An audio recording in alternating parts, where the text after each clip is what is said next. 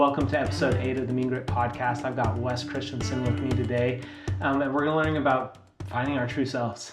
And I'm excited to talk to you about this. I think, so we've known each other for about 5 years, moved into the same neighborhood, and it's been a crazy. while. But it's been fun to kind of see our families grow, and you take a really big focus on fatherhood, being a dad, and the importance of what that means. I've been doing a little bit deep diving on your socials and noticed that you have a post that's pinned, and it talks about 4 steps. And so I want to talk about those 4 steps, but maybe give us a little background of how did you get here and why is this a focus for you? Yeah, man. Great question. So, quick background, grew up an athlete. My dad, when I was in 5th grade, so it was my first year running track. Okay. I immediately gravitated toward high jump for whatever reason. And it was my first season, so I was awful. But I was like really interested in it. And it was also kind of the one that I like naturally kind of accelerated the quickest. After a track meet one day, we were driving home, my dad was like, I read something recently that said like, if you can kind of see yourself doing the movement in your mind before you do it, like your body's gonna have an easier time figuring it out, or you can kind of, you can learn faster, you could progress faster if you can see it in your mind first. And that was like earth shattering for me. I was like, what? And I didn't know what to do with that, right? I was like, well, but there was like that seed planted of like, what happens between your ears makes a difference. Okay. And so went on athletically, had some successes, some failures, ended up playing college football, terrible injury, and things just did not end up how I wanted them to. And so I went and got a master's degree in performance psychology, thinking... Going back to that moment when it's like, imagine, see yourself, visualize it. Yeah, feeling like, man, I must have been missing something. Yeah. Like I had some really cool experiences that like demonstrated the power of like what's going on in the mind, but I just didn't know how to like really harness it or what to do with that. And so went and got a master's degree at DU in performance psychology, University of Denver, and went on to consult the military, worked with some different Olympic professional athletes, businesses, etc. And was having fun there. COVID happened and everything just kind of shut down. And I was like still working, but like hardly at all. Right. Decided to take a leap into a completely different industry and like practice what I had learned on myself, become my own client. So got into mortgages for a while, was putting in a ton of hours there, just like trying to become a high performer. Yep. Did pretty well there. It was a great experience. And one day I was reading while I was still doing mortgages. Yeah. There's a book called Iron John. Haven't read it. Really good book. It's on masculine psychology. Okay. And at the beginning of the book, he kind of walks through the history of men, of masculinity in our society. And one of the things that he talks about kind of goes through this timeline. He's like, when we were in tribes, we were like in communities pre-industrial revolution. Yeah. Boys were growing up with men. Men were at home all day working. Boys were with them working, learning, kind of absorbing manhood through direct contact. Okay. And then industrial revolution happens. People move to the city. Dad's gone all day at work. Right. Now boys are being raised by women, almost predominantly, like almost exclusively at school and then at home, right? And nothing wrong with women, by the way. Love women. Good clarification. But it's hard for a woman to teach a boy how to be a man. Yeah. Right? And one of the things that he said in this book that just like rocked me, he was like, our boys today are growing up into men with a father-shaped hole in their hearts. And I just like sat there and wept. I was at work. I'd been putting in so much time at work. Yeah. And we had 2 young boys. And I was like, dude, I need to be more intentional about like who I am with them. I'm not with them very much. And when I am with them, I've been at work all day. I'm kind of gassed. Like I'm not very present afterwards. It was a wake-up call for me. So went on the masculine psychology rabbit hole, which happy to talk about because I know masculinity is kind of an icky word these days. Yeah. And again, it's weird because it can be polarizing, and it is.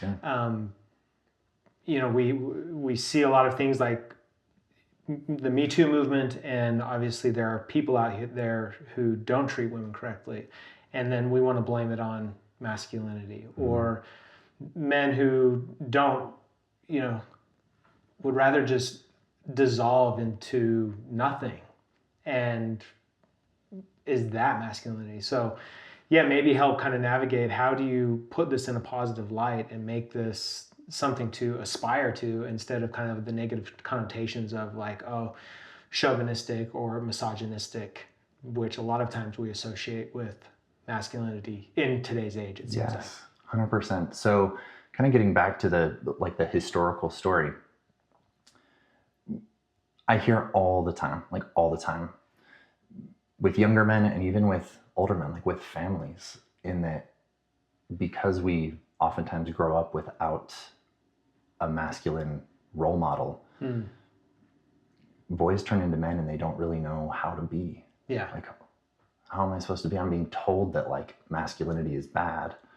But what is that even? Right. Like how should I be as a man? Right. And most people just don't have much of a template to go off of.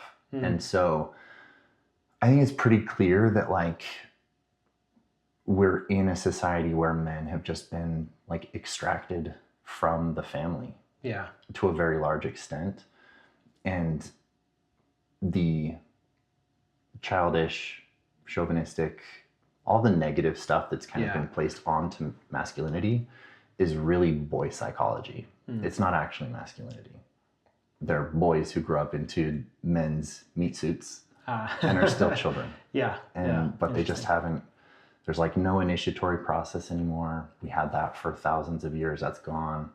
We don't really have elders to like show us the way anymore. Yeah. And so I think that's succinctly, it's boy psychology that's just being expressed in grown men.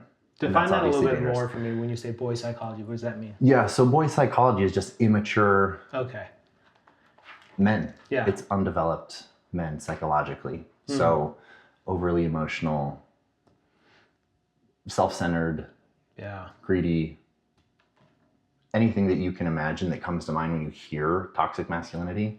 It's just boy psychology, really. Yeah. It's just men that haven't developed. That's an interesting, because when I'm thinking of, as I've grown up, graduated in '02, so kind of that early millennial, and every label was put on a millennial, that you can imagine, including, this toxic masculinity. And so you kind of try to navigate what society says that you should be and act, and how that should be.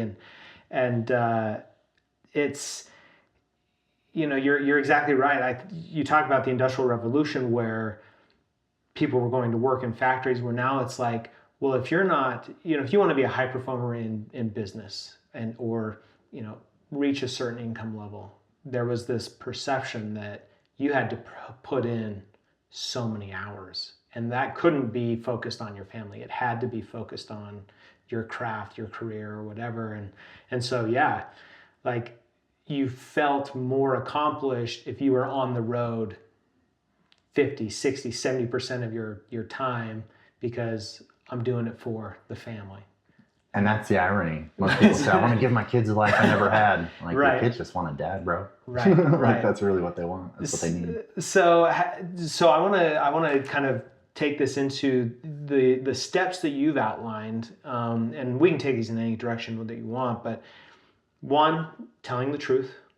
2, shadow work. 3, clarity and accountability. And then 4, systems.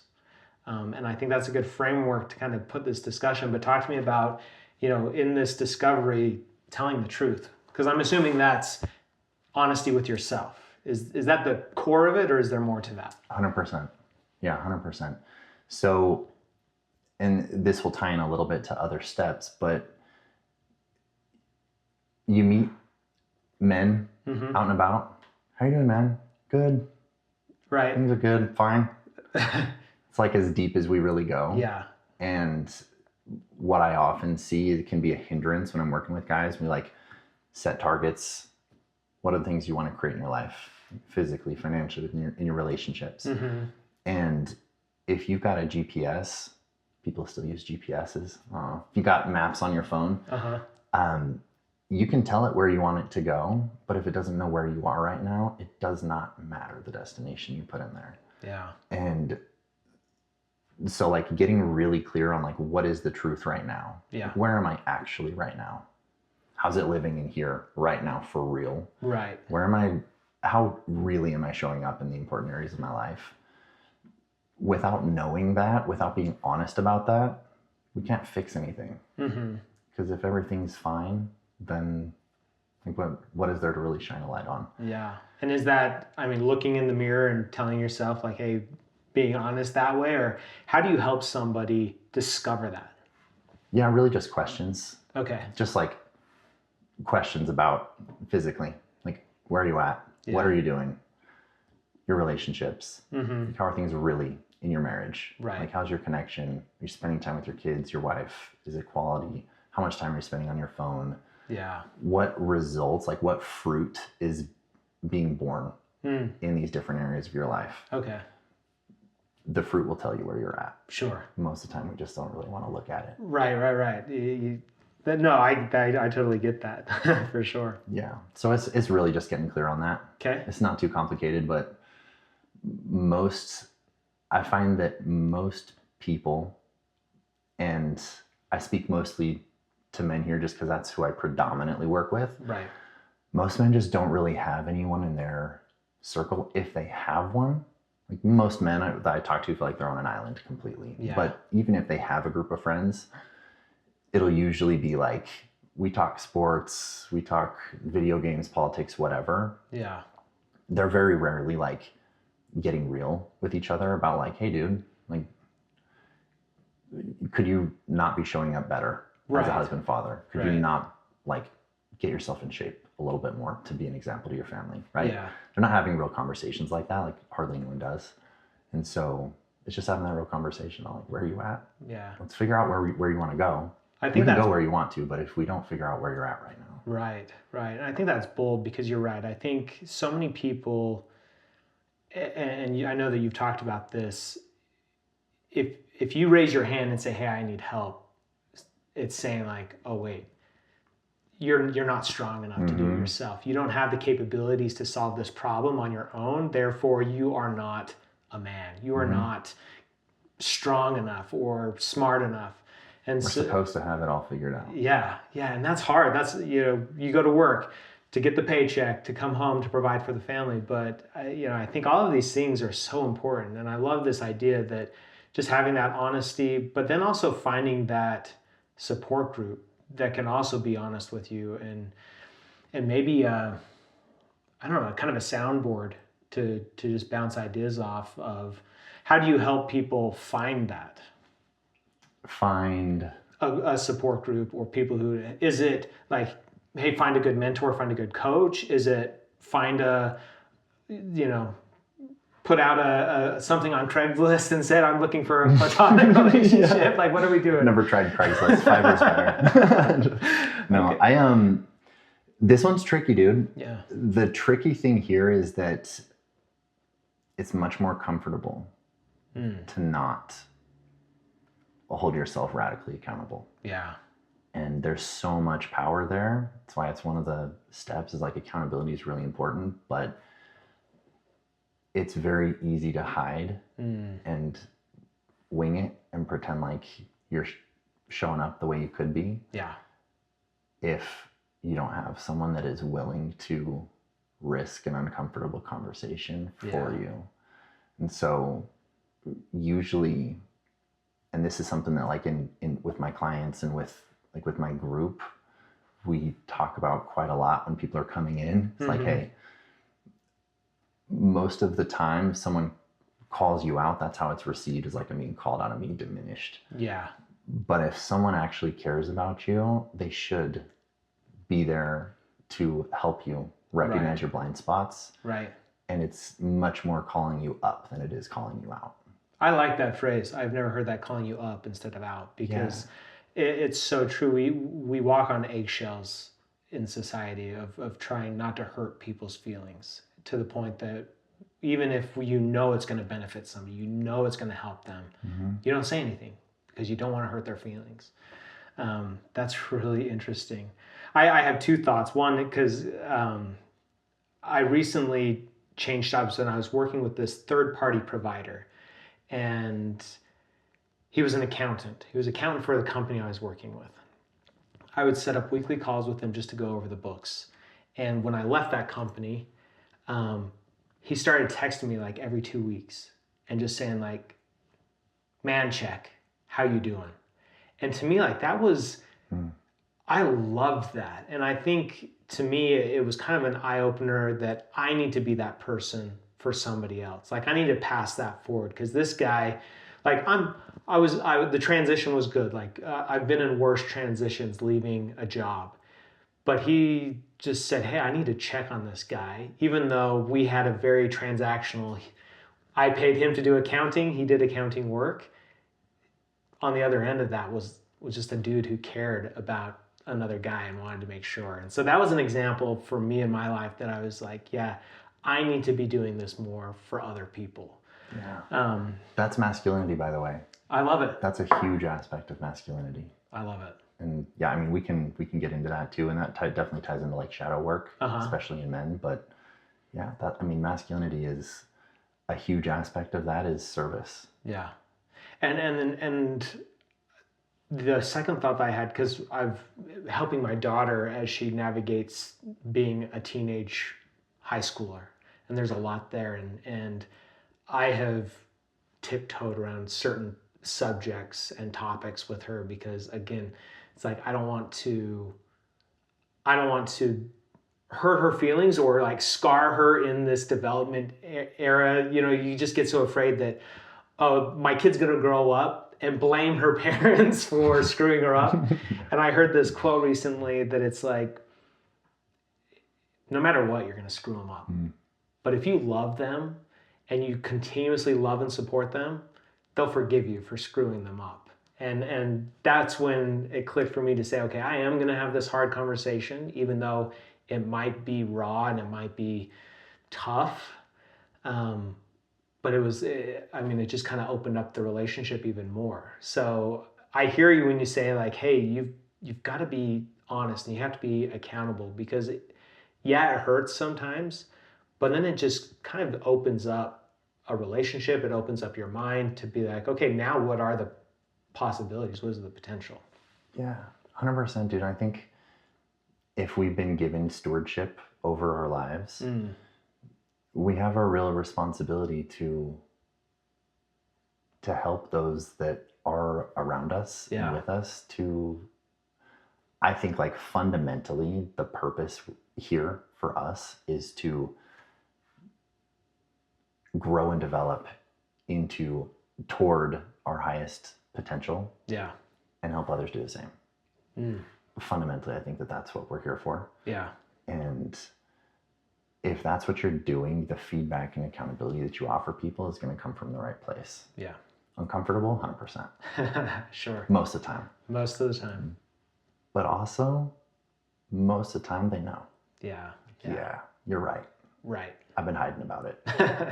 Or I've been lying to myself about it. Especially with men.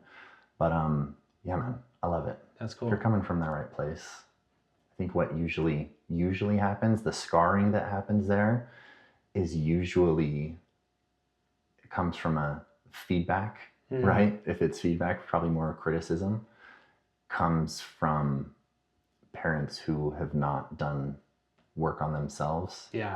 And usually is delivered in the form of like emotionally charged in a heated moment from a place of insecurity or anger or fear.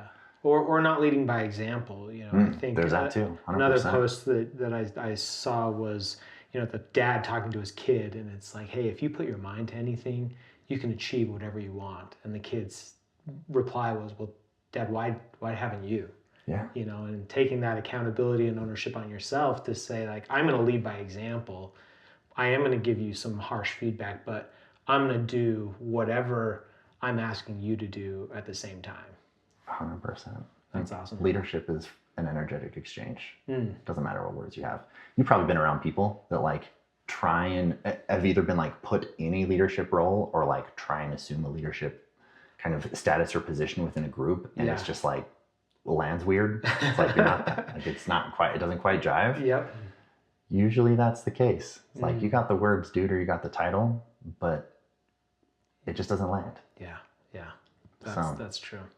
Let's talk about step 2, shadow work. Give us a little background of what that is and how that helps in this progression. Yeah. So the shadow was coined by Carl Jung, and what he found is that within all of us there is this shadowy area, and it's not shadowy. The shadow isn't like some ominous thing or evil thing. The shadow is just dark. It's hard to see what's in there. Okay. And so the concept being that we all come into the world full of potential, full of ourselves, full of authentic expression. It's part of what we love about kids, right? Part of what can be a little cringy about kids too, like if they say something weird in the line at the grocery store or something, right? We've all been there. But as we develop, as we grow, we receive feedback from the environment that says, don't be like that. Don't do things that way. Don't be that way. Yeah. In certain different aspects, right? Like maybe we're too assertive. Maybe we ask for what we want too much. Maybe, insert whatever. And what happens is because when we're young, we are reliant on other people for our basic needs. Yeah. And so when we receive that feedback, we internalize it unconsciously as, if I act like that, I'm going to be pushed out of the tribe and I will die. That's kind of our unconscious way of handling that. And so those aspects of us, little by little, kind of get whittled off and put into the shadow. And what that means is that we no longer see those parts of ourselves as aspects of us. Although they are aspects of us and they are there, we disown them. And that this is a subconscious thing. This isn't. I don't know if you've seen the show Shogun. There's an episode called The Eightfold Fence, which talks about this fence, and behind each level is a different version of yourself, which is showing your true intention. But I think it's more conscious. But what you're saying is, because of your experiences growing up and your environment, you create this shadow of who you are, or tell me more about what. The shadow just represents a part of you, and it is totally unconscious. Like it's not, we don't do it on purpose. And because most of this happens early on, we're totally unaware of like what is in the shadow. And that's why it is unconscious, is that we don't know what's in there. Like we can't look directly into it. Okay.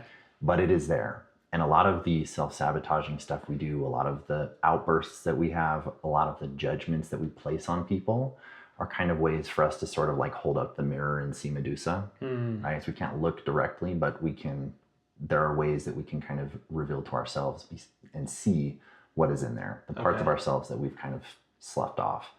And the quote that kind of makes this all relevant is that until we make the unconscious conscious, it dictates our lives, and we call it fate.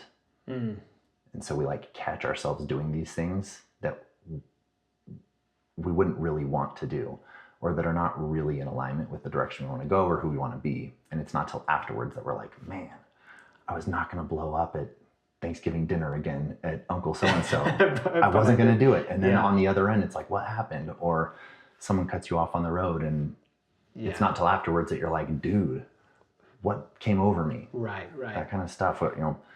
Make goals for how you're going to eat to get in shape, or working out, and we do these things, and it's not till afterwards that we're like, what's going on? Yeah.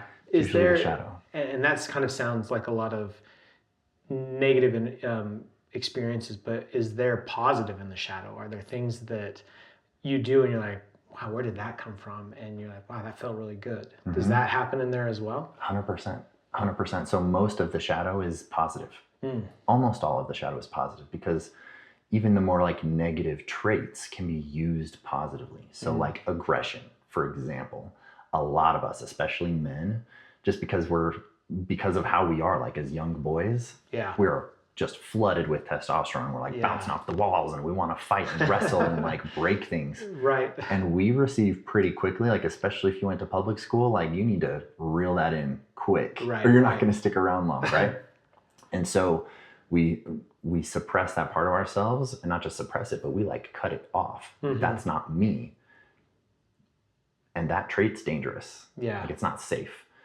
But what about like aggression directed toward a goal? Yeah. Like what about aggression could be assertiveness, or it can be directed positively, right, for certain.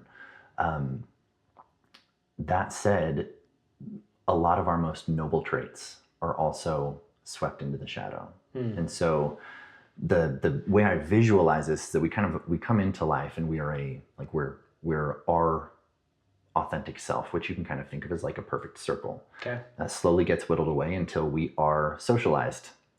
We whittle those edges off and become a good old rectangle, right? We're just like a square. That fits into that brick of the wall. Exactly, because growing up, acceptance is like the number one objective. Yeah. We need to be accepted. And so we become as square as possible, as average, as normal, as ordinary as possible. Right. And Carl Jung's approach was that especially in the second half of life, like 30 and onward especially, that's when the individuation phase of life begins, where you really, people start to ask questions and like midlife crisis. Right. That's exactly why that comes up, is because people reach this point of life where they're like, dude, I don't even know who I am. Like, I feel like I'm living someone else's life. What's going on? Yeah. And so we whittle all these parts of ourselves away. And one example that I love is in terms of the positive aspects of the shadow, is that we don't choose our heroes, right? And we talked about this a little bit, but everyone has people that inspire them. Yeah. They could be a real person. It could be, a neighbor or family member, or oftentimes, especially growing up, it can be like a superhero or a movie character, or someone from a book, someone that you don't even know. Additionally, someone that might not even be real. Right. And it's Fictional interesting. Character. Yeah, it's interesting that like who inspires me might not inspire you at all, and vice versa. And why is that? Like, why did our heroes choose us? And what happens is the people that like stand out to us, we place traits onto them, right? We project. That is what projecting means, is we project traits onto these people that we don't even really know. And we say, wow, they're so determined, or they're so disciplined, they're so confident, whatever it is. Right. They're so assertive. And what's happening there is that is kind of that's our shadow giving itself away. Oh. Is projecting those traits onto them. And where's it coming from? It's coming from me. Yeah. That's our shadow saying, you possess those traits, you're just not embodying them. Interesting. They are a part of you. And so the problem is that those traits, they are in the shadow because they're dangerous. Yeah. Unconsciously. And so a lot of our work is not just recognizing like what is in the shadow for me, like what parts of myself have I buried away? Yeah. But then also going through the work of like embodying those aspects and working through being able to sit with the discomfort that comes up when we do. Yeah. Our nervous system is wired to, when we are exposed to those traits that are in the shadow, or when we express those traits that are in the shadow, our nervous system is the tool that is used to bump us right back into comfort, into safety. And that's how it's so unconscious, is that your chest gets tight or something comes up and it's like, that's your just knee-jerk automatic response to like avoid, go away, distract, scroll, whatever it is. There's a lot of work that goes into just like sitting with that and like, I'm not dying. I can have a difficult conversation, or I can make the phone call, or I can show up differently in a way that I know I need to if I'm really going to become an individual again and become myself again. Yeah. And express myself fully in life. So this concept of heroes, it's interesting because I'm thinking as you're saying this, when I was a kid, it was, and I don't want to dive into my psyche, but I just remember specifically Raphael of the Ninja Turtles and Wolverine of the X-Men. Like, those were the guys that I related to, because they were like, I'm not the good guy, but I am the good guy. And I don't know, maybe there was something there that was reflecting. I don't know, it's interesting. It's interesting to think about that your heroes choose you. So is the idea that you want to try to identify this shadow and take on that persona, or kind of let the shadows into the light and then build off of that? Is that the goal? The idea is that we're just trying to be more of who we really are. Yeah. And so a lot of who we are, we have swept under the rug and abandoned. Yeah. And it's there and it rears its head. Yeah. Like if we ignore it and pretend it's not there, that's when we act out of character a lot of the time. And so it's just the practice of like reintegrating those parts of ourselves so that we can experience life more fully. That's usually like a lot of mental health issues, like depression, anxiety, etc. We're oftentimes kind of coached that must be it's probably like a chemical imbalance or something like that. Right. From like the more Jungian perspective, the question is, why has my soul withdrawn its support from my agenda? It's usually like a lot of the dis-ease that we feel internally comes from the fact that we're not in alignment. Like we're living someone else's life essentially. Right. And so it's just integrating those parts of us back into ourselves so that we can de-square ourselves, like become who we are again and experience life the way we're meant to. So it's very clear that step 1 and step 2 go hand in hand. You've got to be honest through that whole process. Oh yeah. That's awesome.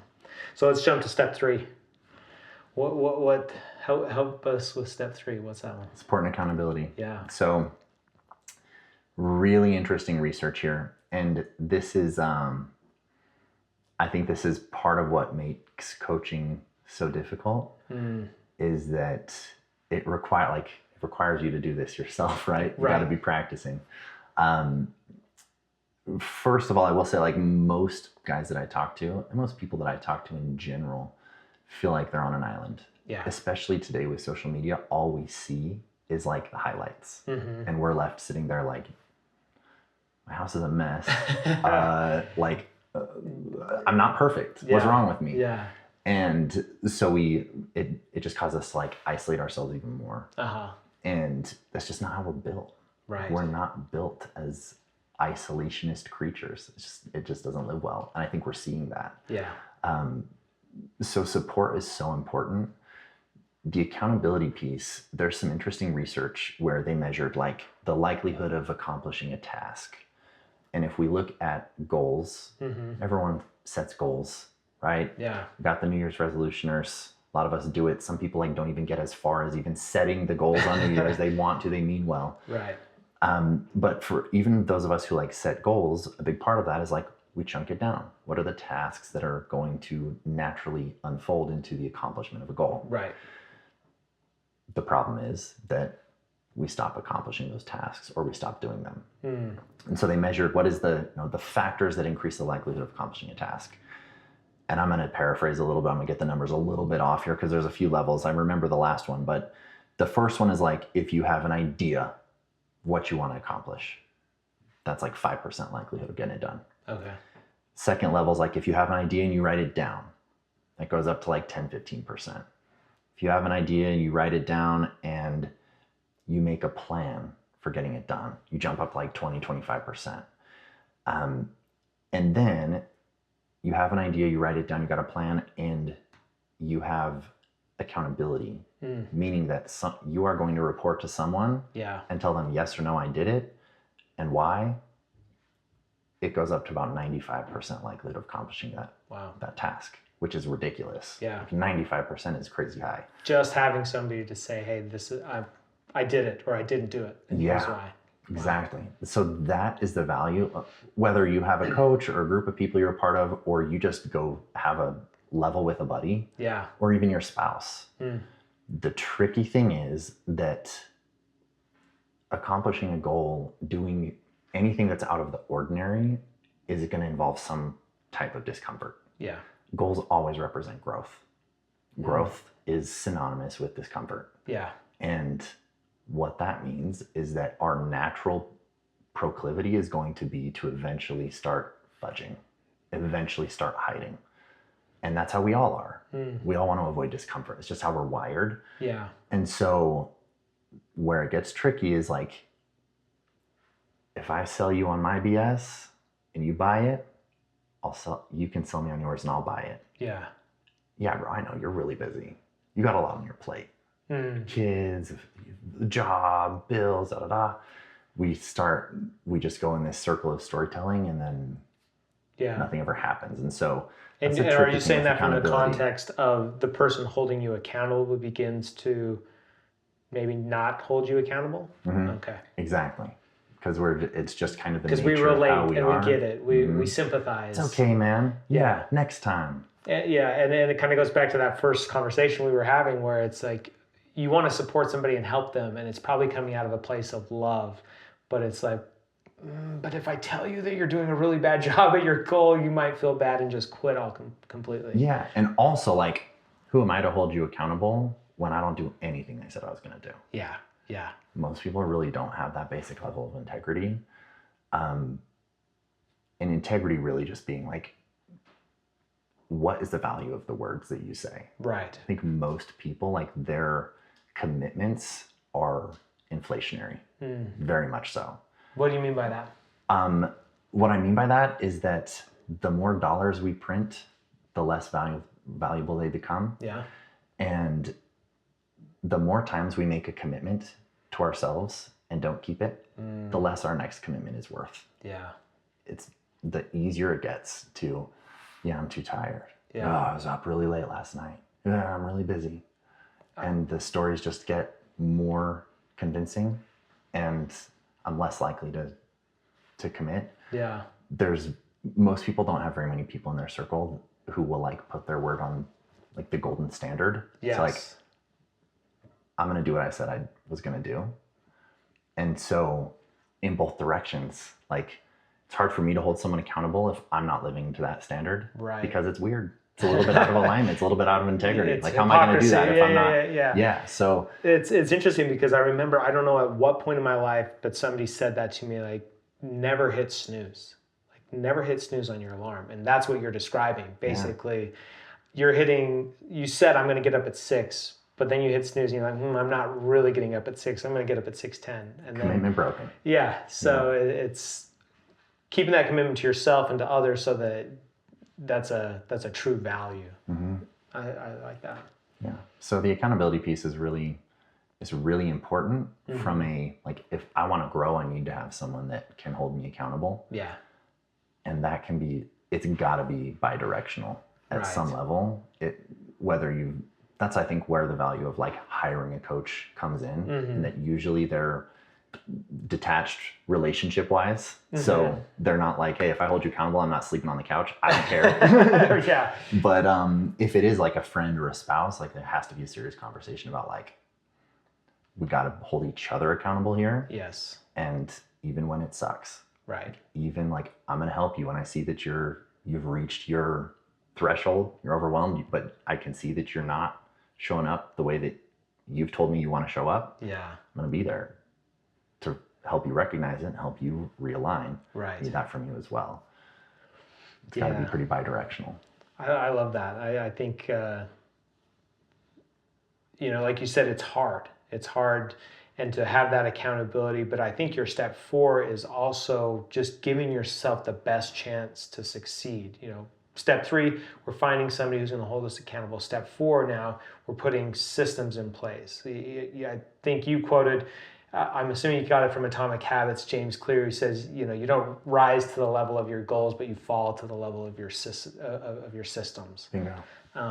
So talk about that. Tell me what that means for you. Yeah, man. So for me, the systems is really, I think people can overcomplicate this and just use... There's so much, and this is kind of my beef with the self-development space in general, is that if I write like a 300-page book that could really be 30 pages, if I overcomplicate things, like, the self-development space thrives on, you need another book, you need another seminar, another course, another something. Like, if I give you a book, or I give you something that's just going to fix it, well, then, like, how do I make money later? Yeah. Right. And that's part of my beef with self-development, is just the overcomplication. So like I'll talk to people and they'll tell me like, yeah, dude, I've been thinking about putting a system in place. I'm like, oh, how long? Like, probably about 6 months. Like, so you've been planning on planning Right. for 6 months. Right. Like, so ultimately, another fantastic book. If you haven't read it, have you read Outwitting the Devil? No. Oh, dude. So Napoleon Hill, Okay. he wrote it a long time ago and they did Yeah. not release it because they thought it would ruffle too many feathers. Interesting. Understandably so. Yeah. But it's basically just kind of a dialogue between him and the devil. And it's really fascinating. But basically, like, the devil in this book, Yeah. his explanation for like how he takes control of people is by getting them to drift. Okay. Drift is the lack in the book. It's the lack of definiteness. And so no clear direction, no clear action. You're just kind of drifting, essentially. Yeah.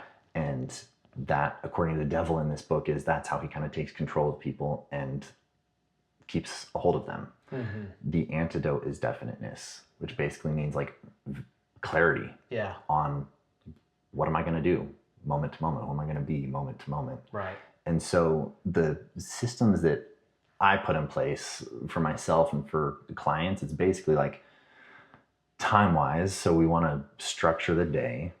Most people recognize that like empty space on the calendar isn't usually used very well. Right. And so planning is a practice I think everyone should be doing. Yep. Additionally, though, you've probably heard the quote, everyone's got a plan until they get punched in the mouth or get punched in the face. Mike Tyson, yeah. Probably more accurately till they get punched in the face.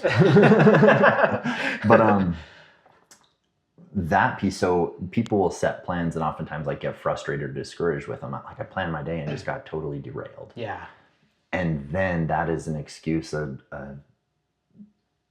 it's a reason to just show up the wrong way the entire rest of the day. Yeah. Like, oh, plan's derailed. Well, might as well, go totally off the rails on my diet or, kick the dog when I get home or whatever. Right. Something happens and we're rigid. And so everything falls apart. Yeah. And so the second piece there is, we talked a little bit about this. I think when we set goals, what is missed is when we set goals, we think, what do I want? What do I need to do to get it? Mm-hmm. What is missed there is that, well, the first question, like, why do you want what you want? Yeah. I think usually what a goal is a placeholder for is usually what we want is to become the person that is capable of creating that. Yeah. So like if you want $1 million, great. Most people don't set the goal to win the lottery though. Right. And so it's not really the $1 million they want. It's becoming the person that can produce that. Mm-hmm. And having all the traits that are involved in becoming that person. Right. That's the question that's not asked. And so what is missing, I think, from goal setting is like, we've got this outcome we want, we've got the processes in place, that would be planning, right? Yep. And the quantity and quality of my behaviors, my actions dictate the outcomes that I see. Mm-hmm. But then what is it that dictates the quality and quantity of my behaviors? So for example, like in sales space that I've gained some decent experience in just working with clients and working myself, is that an entire company will have the same script, the same sales script. Yeah. And there's a couple guys that just print money and everyone else is looking at them like, what are they doing different? Yeah. And they'll be like, dude, let me see your script. Like, what's going on? And then they show them the script and it's like, oh, it's the same. Yeah. Great. So what is the difference between the quality and quantity of the work that those guys are putting in that's creating different results? It's usually who they're being. Mm. It's like the character that I show up with. Yeah. I think that the longest lever we can pull in terms of like creating outcomes that we want in our lives, it's not so much the doing. Like, we're not human doings, we're human beings. Yes. And so if I'm making sales calls or I'm going to practice, like, everyone practices, everyone works out, everyone goes for runs. Yeah. But what's the difference between the best and everyone else who is average? It's the way they do it. Yeah. It's the character that they embody as they take action. Yeah. And so that's really I think kind of the gist of the systems that I think are really important is not just like, what are you going to fill your time with? Right. I think that's important. I think if that's all that's there, planning oftentimes becomes a whip that we use to just feel crappy about ourselves. Yeah. Or maybe even make us feel like we're being productive. Yeah. Oh, 100%. Yes. Yeah. And then we're like, oh, why is nothing changing? Right. So yeah, I think like having a plan, planning your day. If you're winging it, you're just not going to get where you want to go. In addition, though, you got to be clear on like, who is the character that I'm really trying to build here? Mm-hmm. If I act like that person now, as I am going about my task, going about my day, then the quantity and quality of my behavior is already handled, and so are the outcomes. Yeah. So if my main focus is like the character, everything else gets taken care of. I really love how you have just kind of, I mean, it's almost artistic how it all arches together, you know, these steps. Like, I really feel like it is a beautiful combination because you have to have the honesty if you want to have the correct systems and everything in between. Like, it can't happen without the other. They are all connected. Mm-hmm. And when you have those all connected, then it's flow. Yes. And you're just going and you're progressing, you're feeling good about life, and you're being who you're supposed to be. And that is phenomenal. You bring up a thought, actually, if I can jump in. Please. So what I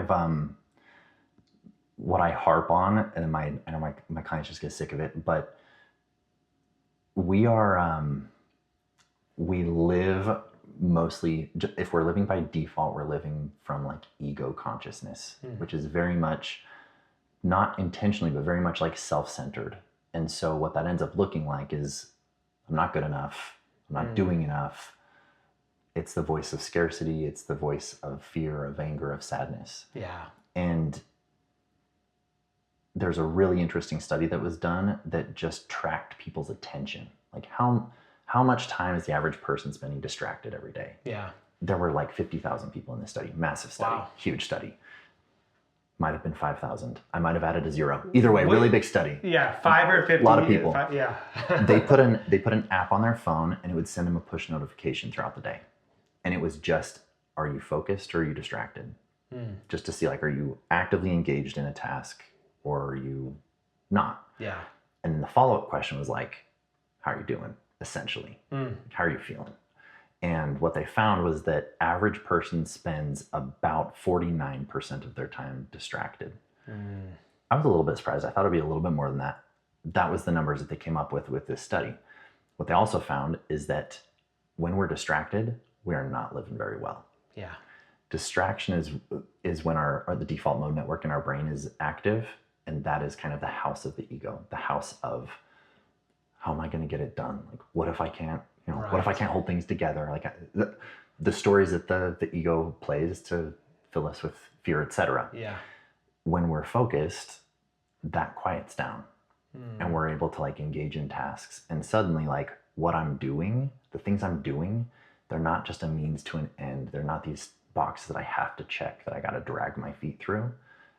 If I'm focused enough, the stuff that I do is actually its own end. Yeah. If I'm focused enough, like, opening a door handle is like a meaningful activity that I can learn from. Like, everything I do is its own end.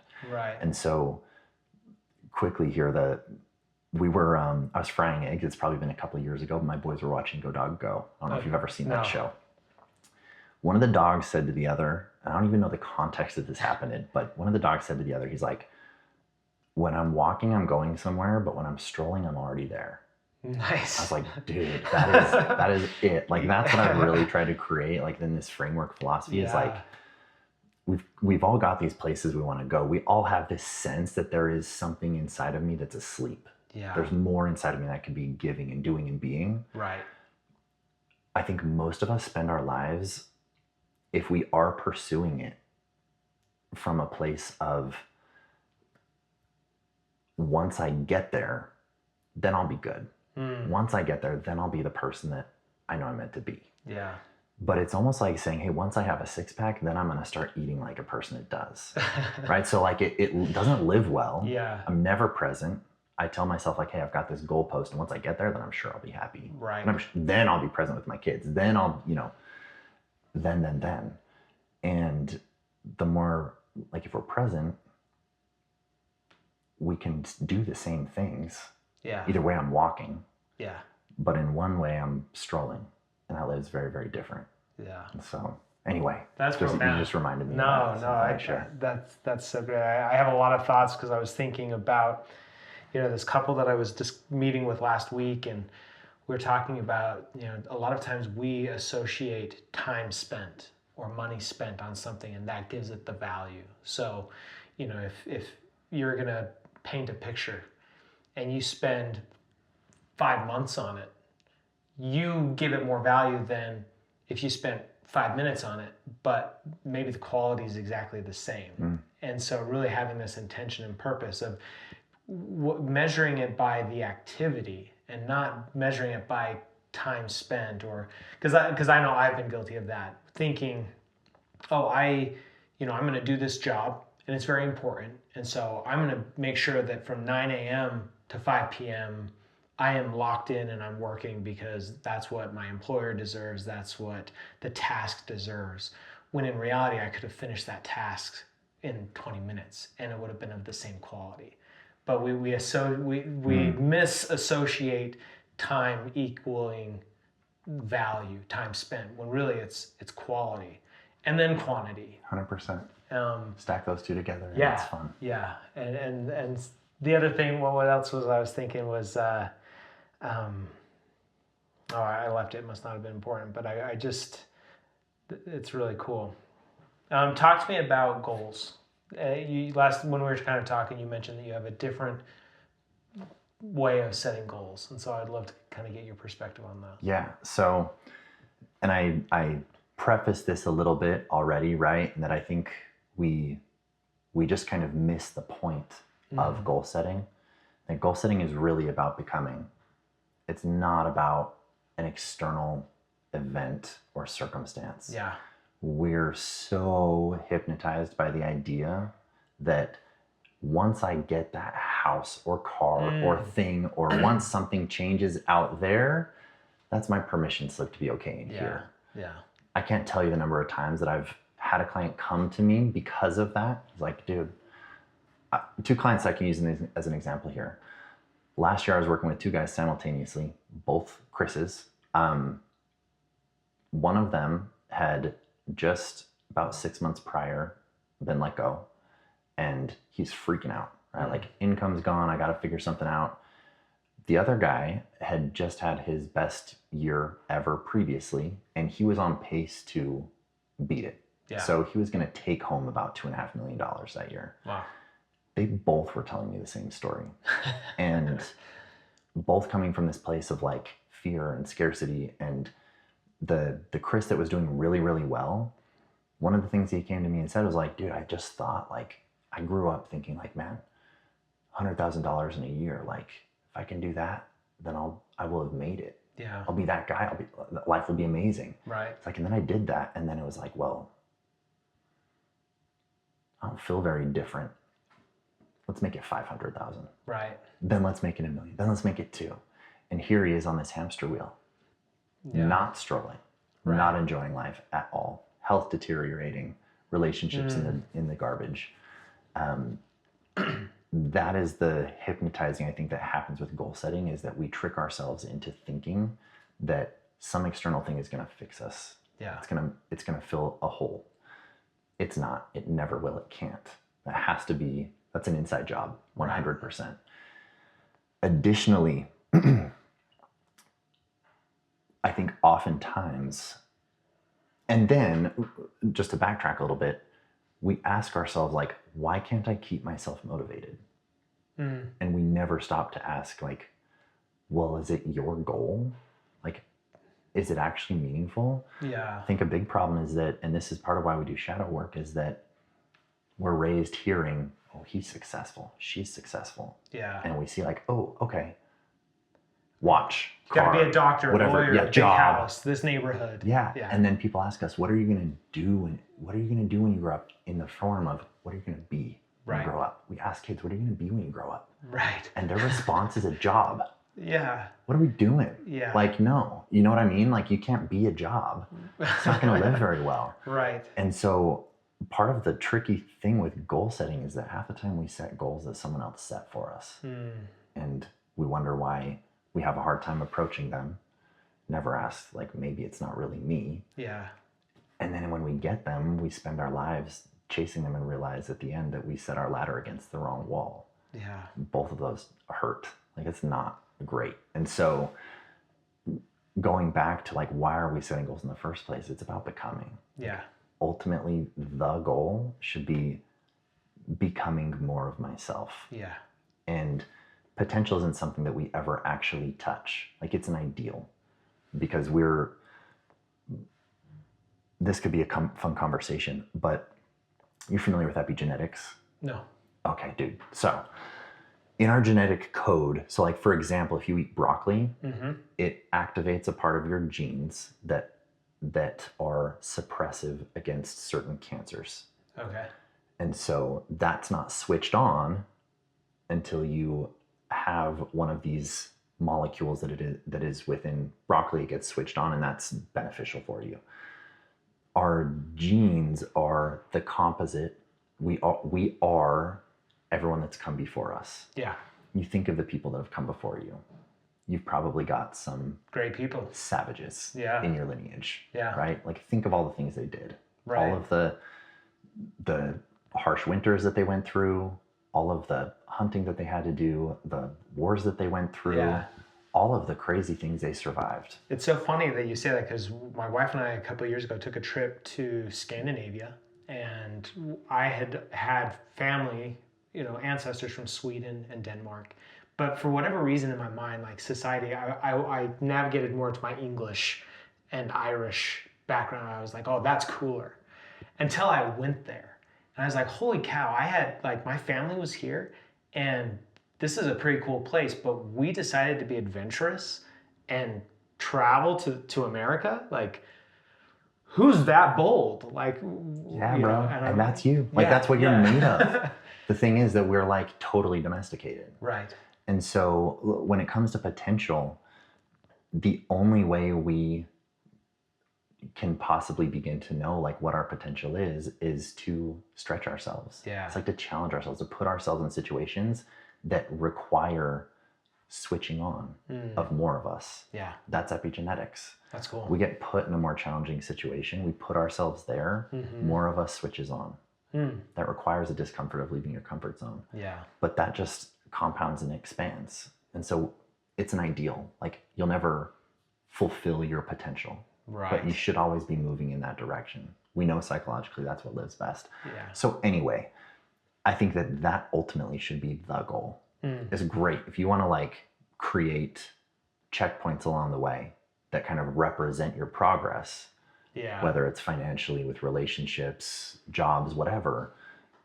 Do that. It's great as kind of benchmarks to know that you're moving in the right direction. Yeah. Don't confuse those benchmarks with you. Right. And don't ever think that accomplishing, like winning a championship or something, is going to make you more of yourself, make you live better in there. Yeah. There's just so many examples of that. And part of me wonders if it's a lesson that just has to be learned firsthand. Yeah. But I think the goal should be character. It should be, who are you becoming? Who am I becoming? Like, if I can create a vision of 10.0 me, if I can create a vision of that version of me that is really connected to like my purpose and passion, like who I could be, if I hold that image in my head and just ask myself moment to moment, like, what would that guy do right now? I'm gonna look back at my goals in a year and be like, wow, I really underestimated myself. You know what I mean? Yeah.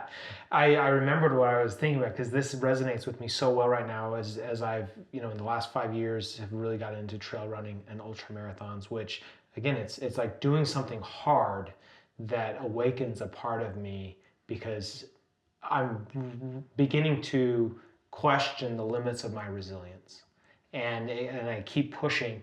And this year I've joined some running groups, and which has been really fun, because it's now a social network, and I'm meeting people, and we're doing like-minded hard things. And people have been asking me like, oh, what races do you have coming up? What races?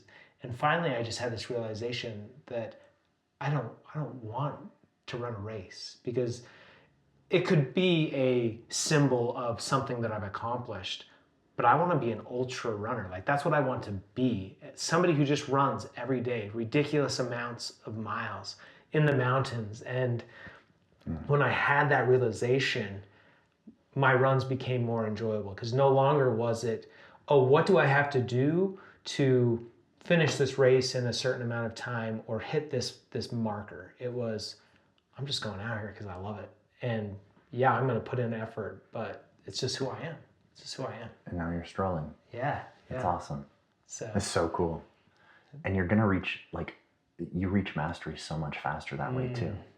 Yeah. Where it's just coming from a place of like personal excitement and interest. Yeah, that's great, dude. This is awesome. Love that. Wes, this has been a fantastic conversation. I've loved it. It's so good. What any advice that you just want to leave